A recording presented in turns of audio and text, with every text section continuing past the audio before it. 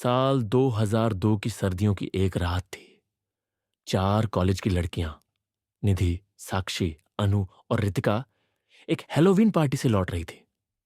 Shortcut लेने के चक्कर में वे बिठूर रोड की उस वीरान कपड़ा फैक्ट्री के सामने पहुंची, जो सालों पहले आग लगने के बाद हमेशा के लिए बंद हो चुकी थी। उस रात हवा में अजीब सी नमी थी और ऐसा लग रहा था जैसे पूरा वातावरण उन्हें भीतर बुला रहा हो।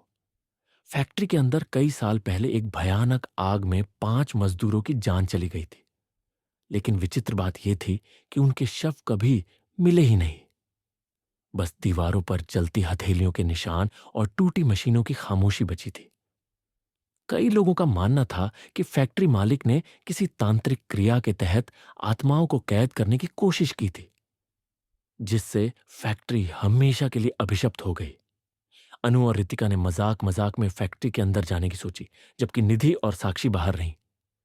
जैसे ही वे भीतर दाखिल हुईं, लोहे का दरवाजा जोर से बंद हो गया, बिना किसी इंसानी छेड़छाड़ के।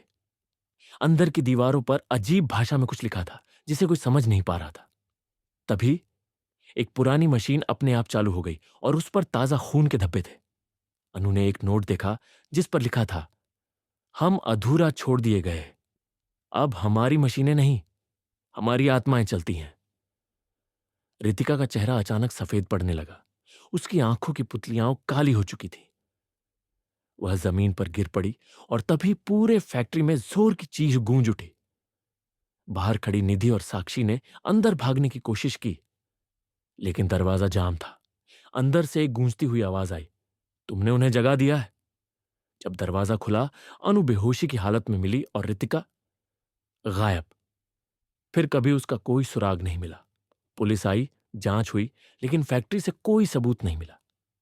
हां, सीसीटीवी फुटेज में देखा गया कि मशीनें चल रही थी, लेकिन अंदर कोई इंसान नहीं था।